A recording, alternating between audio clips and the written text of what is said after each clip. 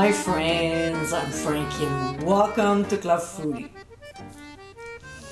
As you know, I love pasta with all the different sauces that go along with it. I think of a lovely carbonara, vodka sauce, marinara, aglio e olio, puttanesca, arrabbiata, alfredo, and many others. When it comes to meat sauce, I share a couple of bolognese recipes. Now, here's another one. In today's episode, I'll show you how to make my Lamb Ragù. This is an incredible sauce. Cooked slowly for hours, this thick and bold flavorful ragu is so delicious. It pairs perfectly with pappardelle, although tagliatelle is another delicious choice. So my friends, let's get cooking. This is our lamb shoulder that we cut into half-inch pieces. And now we'll season generously with ground sea salt and freshly ground black pepper. Alright, let's start.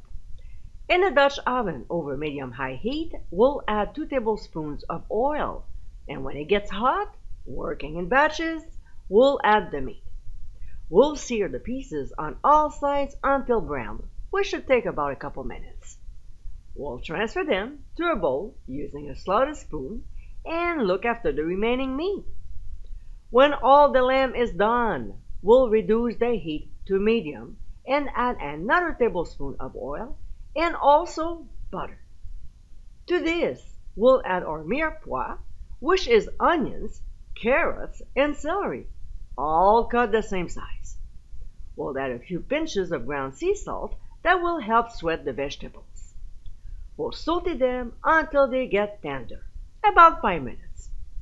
While they're cooking, we'll start scraping the bottom of the pot to dislodge any brown bits. A few minutes later, we'll add pressed garlic and quickly saute it for only 1 minute.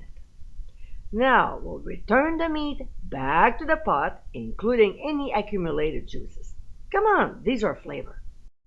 To this, we'll add tomato paste, and if there are any leftovers, click on the top right corner of your screen to find out what to do. Then we'll season with Italian seasoning, some red pepper flakes to taste, and freshly ground nutmeg. It's much better when we grate it versus the bottle. We'll stir everything until well blended and cook for 2 minutes. A couple minutes later, we'll pour in some dry red wine. Mix it in, increase the heat to medium-high, and cook until the liquid is reduced by 2/3, stirring often. Meanwhile, this is our San Marzano tomatoes, and with our clean hand. Do I really need to mention that? Anyway, with our clean hand, we'll gently crush them. I like doing that. It's so, I don't know, relaxing? Alright, back to the pot. When the liquid is finally reduced to 2/3, we'll pour in 2% milk. You can use whole if you prefer, but certainly not 1% or skim. There's not enough fat in it. We'll stir very well and let it cook on medium-high heat for 3 minutes. Then we'll reduce to medium and let it simmer until the liquid is almost gone, stirring often. It's not the time to walk away nor to do other stuff because it might burn, okay? I have to admit though, it takes a while, maybe a good 7 to 10 minutes. See, this is a recipe we want to start early in the day, like around 11 o'clock in the morning or noon, because it will cook for a long time. When it's almost evaporated and looks like this, we'll add our crushed tomatoes, as well as a large bay leaf. We'll stir once again and bring the mixture back to a simmer. When it just starts simmering, we'll pour in 1 cup of chicken broth and combine into the mixture. When it returns to a simmer, we'll reduce the heat to medium-low, Cover partially and let it cook gently for about 4.5 to 5 hours, stirring frequently to prevent the sauce from sticking. About an hour later, we'll remove the lid and continue cooking the ragu uncovered for the remaining time. I like to start breaking up the meat with the tip of my spoon so we end up with tiny little pieces of meat. And let's not forget to stir as often as possible. About 2 hours through cooking, the sauce should look like this, thicker and more concentrated.